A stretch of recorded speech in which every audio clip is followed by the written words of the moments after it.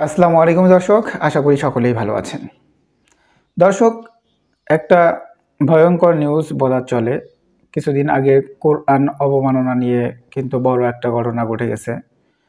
হিন্দুদের সবথেকে বড় ধর্মীয় উৎসব দুর্গাপূজা শেষ হতে না হতেই নর্থ সাউথ ইউনিভার্সিটির এক শিক্ষার্থী, হিন্দু শিক্ষার্থী কোরআন অবমাননা করেছে। কোরআনকে পায়ের নিচে ফেলে লাথি দিয়েছে, সেটা তো আপনারা জানেন, অলরেডি ভাইরাল হয়েছে। দর্শক, এর মধ্যে একটা ভয়ঙ্কর ঘটনা ঘটে গেছে। সেটা হচ্ছে যে কুরআন অবমাননা করায় মুফতি ফয়জুল করিমকে লিগ্যাল নোটিশ দিয়েছে। দর্শক, অর্থাৎ মুফতি ফয়জুল করিম এমন একটি বক্তব্য দিয়েছেন যেখানে কুরআনকে অবমাননা করা হয়েছে।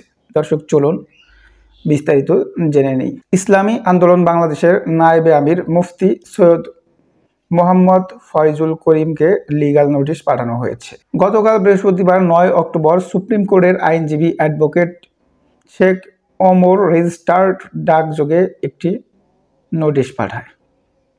গণমাধ্যমকে বিষয়টি নিশ্চিত করে এই আইনজীবী জানান, দৈনিক আল ইহসান পত্রিকার প্রতিবেদক মোহাম্মদ আরিফুর রহমানের পক্ষে এই নোটিশ পাঠানো হয়েছে।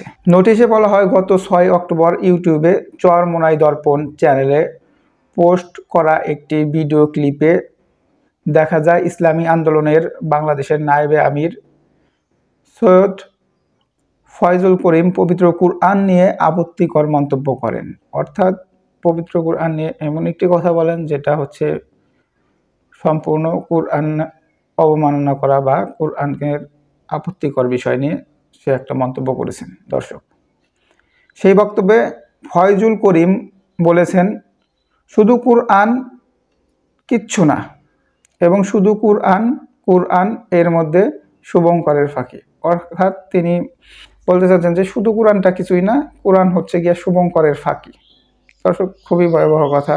কুরআন কিছুই না, এই কথাটা আসলেই কিভাবে সে বলল, যেটা পৃথিবীর সর্বশ্রেষ্ঠ ধর্মগ্রন্থ, বিশেষ করে মুসলিমদের জন্য যেটা মূল ধর্মগ্রন্থ, যেটা ছাড়া মুসলমানদের বাঁচার কোনো ওয়ে নেই।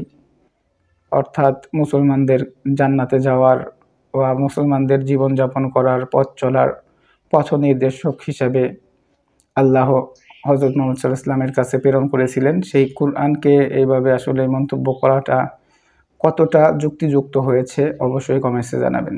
এতে বলা হয়, ফয়জুল করিমের এইসব মন্তব্যে পবিত্র কুরআনুল কারীমের মর্যাদা ও পবিত্রতা পরিপন্থী এবং মুসলমানদের ধর্মীয় অনুভূতিতে আঘাত হানে। কুরআন একটি পূর্ণাঙ্গ এবং স্বয়ংসম্পূর্ণ দিক নির্দেশনামূলক গ্রন্থ, যার প্রতি অবমাননাকর মন্তব্য করা বাংলাদেশের সংবিধান এবং দণ্ডবিধি অনুযায়ী দণ্ডনীয় অপরাধ। অর্থাৎ কুরআনকে নিয়ে উল্টাপাল্টা মন্তব্য করা বা কুরআন অবমাননা করা, এটা হচ্ছে বাংলাদেশের সংবিধান অনুযায়ী একটা দণ্ডনীয় অপরাধ। নোটিশে আরও উল্লেখ করা হয়, নোটিশ পাওয়ার 3 দিনের মধ্যে ফয়জুল করিমকে সুস্পষ্ট বিবৃতি দিয়ে তার উল্লেখিত মন্তব্যগুলো প্রত্যাহার করতে হবে এবং নিঃশর্ত ক্ষমা চাইতে হবে। অর্থাৎ উনি যে বক্তব্যটা দিয়েছেন সেই বক্তব্যটার সুস্পষ্ট বিবৃতি দিতে হবে এবং মিডিয়ার সামনে নিঃশর্তভাবে, অর্থাৎ কোনো শর্ত সাপেক্ষ নয়, যেটা